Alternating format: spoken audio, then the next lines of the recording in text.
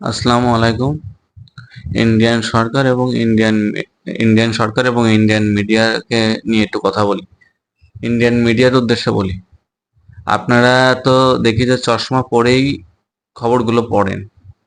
তো এখন কি টিনের চশমা পরে আছেন যে এখন কোনো কিছু দেখতে পাচ্ছেন না প্রচার করার মতন, নাকি? বাংলাদেশে যখন কোনো অভিনেত্রী, মুসলিম কোনো অভিনেত্রী যখন আহ কোটা আন্দোলনের বিষয় নিয়ে যখন বক্তব্য দেয়, তাকে হিন্দু বলে প্রচার করে।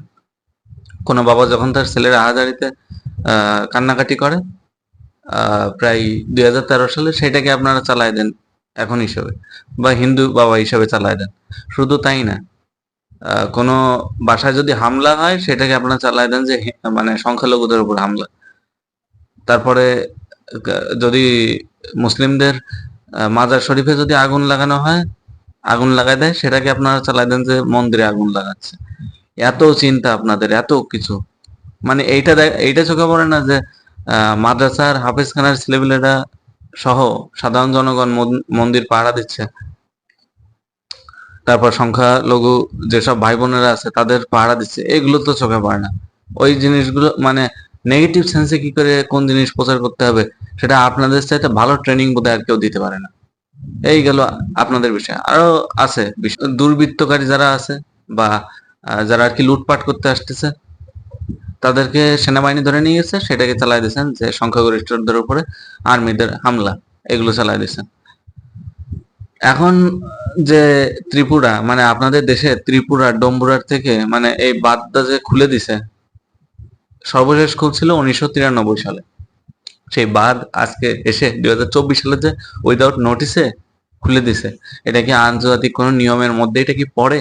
একটু খোঁজ নিয়ে দেখে টিভিতে সম্প্রচার করেন যে এটা আদৌ আন্তর্জাতিক কোনো নিয়মে আছে কিনা, যে নোটিশ ছাড়া কোনো জায়গায় খুলে দেয়।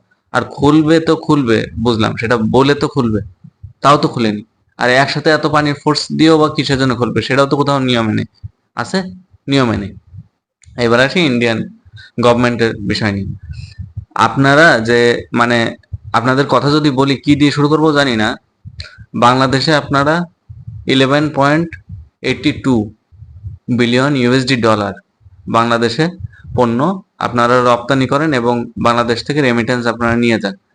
তো মিনিমাম যদি কৃতজ্ঞতা বোধ থাকতো, তাহলে না বলে কয়ে এভাবে পানি যে ছেড়ে দিলেন, তাই না? মানব সৃষ্ট বন্যার যে আপনারা সৃষ্টি করলেন, এতে কয়েকটা এলাকায় কয়েক লক্ষেরও বেশি হিন্দু সংখ্যালঘু ভাই বোনের সহ মন্দির যে ডুবে যাচ্ছে, সেগুলো খোঁজ খবর কোনো কিছু রাখেন, নাকি মানে চোখের টিনের চশমা পরে বসে থাকেন? বুঝি না। আপনাদের আম, কংগ্রেসে, তারপর আপনাদের মন্ত্রিসভায় এত এত কথাবার্তা আলাপ আলোচনা হয় এই বাংলাদেশের হিন্দুদের নিয়ে, এত বিষয় নিয়ে। তা এখন এই যে মানব সৃষ্ট, মানে মানব সৃষ্ট না, ইন্ডিয়ান সৃষ্ট, ইন্ডিয়ান বাদ সৃষ্ট যে বাংলাদেশের বন্যা যে সৃষ্টি হইলো, বাংলাদেশে যে বন্যার পানির মতন যে পানি চলে আসলো, সৃষ্টি করলেন আপনারা, এতে কি কোনো হিন্দুদের ক্ষতি হচ্ছে না? নাকি আপনাদের যে বিমান বাংলাদেশের আকাশপথের উপর দিয়ে যখন যায়, সেটার জন্য কোনোদিনও কোনো চার্জ ফি কিন্তু বাংলাদেশকে দেয়া লাগেনি।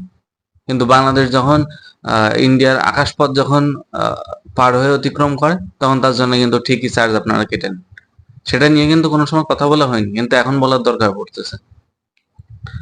আপনাদের দেশের থেকে এত পরিমাণ মানে জিনিসপত্র আমরা ইম্পোর্ট করে আনি, মিনিমাম যদি কৃতজ্ঞতা বোধ থাকতো, তাইলে এই কাজটা বোধহয় কোনো সুস্থ মানুষের পক্ষে এই কাজটা বোধহয় করা সম্ভব না।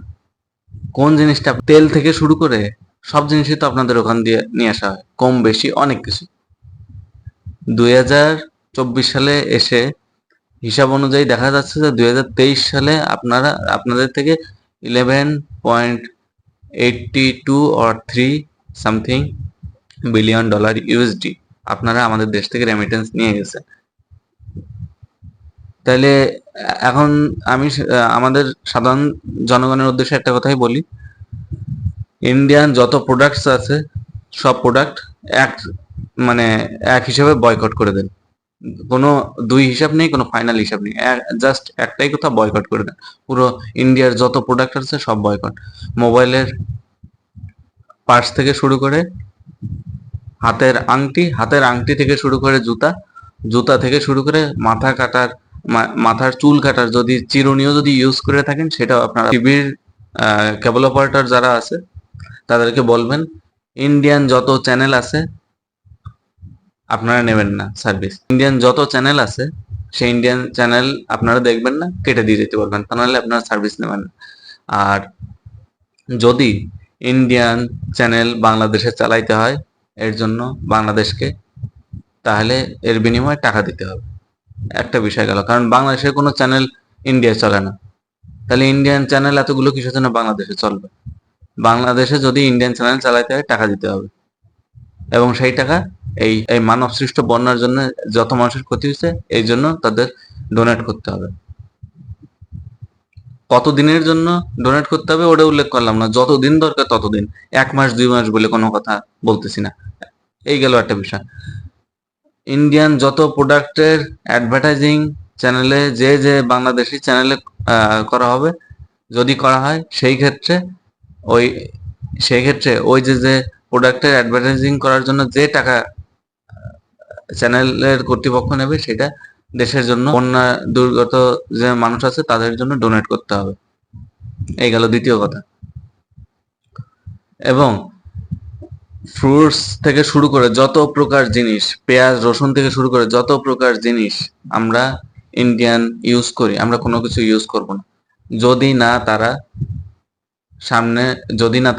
সামনের 1 বা 2-3 মাস বা যতদিন এই বন্যা জন্য মানুষের যে পরিমাণ ক্ষয়ক্ষতি হচ্ছে সেটার জন্য যদি তারা ডোনেট না করে। আর ইন্ডিয়ান গভর্নমেন্টকে নিয়ে একটা কথা বলি, আপনারা একদিক দিয়ে চাচ্ছেন যে ডক্টর মোহাম্মদ ইউনূসের সরকার সেটা ভালোভাবে চলুক, আপনারা সেটার জন্য ওয়েলকাম করতেছেন, অভিনন্দন জানাচ্ছেন, আবার আরেক দিক দিয়ে আপনারা মানে ক্ষতিগ্রস্ত করার চেষ্টা করছেন। আপনাদের টেন্ডেন্সি বুঝতেছি না, তবে যেটা মনে হচ্ছে সেটা হচ্ছে কি, যে পাশের দেশটা যাতে ভালো না থাকে বা প্রতিবেশী দেশ যাতে কোনোভাবে অর্থনৈতিকভাবে সমৃদ্ধ হয়ে দাঁড়াইতে পারে, মানে ক্ষতিটাও আমরা করতেছি, এরপরে আমরা এদের কাছে পণ্য বিক্রি করব, এদের কাছে থেকে রেমিটেন্স নেব, মানে এরা কোনোভাবে যাতে অর্থনৈতিকভাবে যাতে সমৃদ্ধশীল জাতি হিসেবে স্পাইন খাড়া করে যাতে দাঁড়াইতে না পারে। আপনাদের টার্গেট লক্ষ্য বোধহয় সেইটাই, আপনাদের কনস্পিরেসি সেরকমই মনে হয়। বাঙালি যত বাঙালি আছে শুধু বলবো, শিক্ষাই জাতির মেরুদণ্ড হয়, এটা যেরকম সত্য কথা, নিজস্ব চিন্তা ভাবনা এবং ডিসিশন নেওয়ার মতন যদি ক্যাপাবিলিটি না থাকে, শুধু নিজের পায়ে দাঁড়াইলাম টাকা ইনকাম করে, তাইলেও আপনার যে সিট দ্বারা খাড়া আছে বা আপনার যে স্পাইন আছে এটা কোনোদিনও চিন্তা করবেন না। যদি সঠিক সিদ্ধান্ত নিতে পারেন এবং ইন্ডিয়ান পণ্য যদি বয়কট করতে পারেন, তাহলে বুঝবেন যে না, আপনি সময় অনুযায়ী আপনার সিট দ্বারা আপনি সোজা করে আপনি কাজ করতে পারতেছেন এবং দেশের জন্য আপনার দেশপ্রেম আপনারা আছে, এই জিনিসটা আপনি মনে রাখবেন। সবশেষ কথা, ইন্ডিয়ান যত প্রোডাক্টস আছে সবকিছু বয়কট করতে হবে, কম করে হলেও 1 থেকে 2 মাস পুরো দমে বয়কট করতে হবে। ইন্ডিয়ান কোনো প্রোডাক্ট আমরা ইউজ করবো না।